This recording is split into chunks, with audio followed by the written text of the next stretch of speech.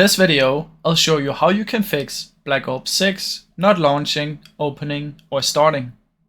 Now first what you want to do is you want to head over to Google and search for DirectX download and choose from the official Microsoft Store.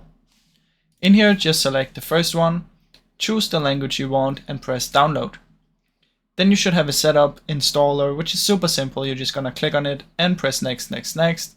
And once you've done installing that, you want to head to Google again and search for Visual C++. In here you want to head over to either Microsoft Learn or Microsoft. Just make sure it's from Microsoft.com and choose one of these two. So I'll just choose this one. Then you want to scroll down and you want to find which one you need. I need the 64. You can do that by going in here and search for system information, as you can see right here. So I'm going to get a 64.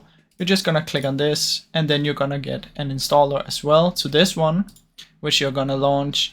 And once you've installed Visual C++ as well, what you're going to do is you're just going to come down here, search for Device Manager, open it up, go to Display Adapters, right click, Update Driver, search automatically, make sure you have the best one. And then what you want to do is you want to download the software to your driver. So I have NVIDIA GeForce GTX 1070 Ti. So I'm just going to Google this and then type software at the end.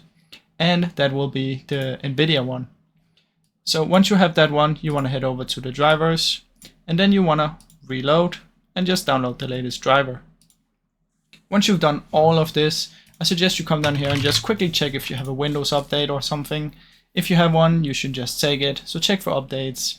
Now, once you've done all of this, I suggest you just restart your PC. And then once you have started it again, it should hopefully work. Now, I really hope this video helped you. If it did, please leave a like and subscribe, as it helps me out a ton. Thank you so much for watching.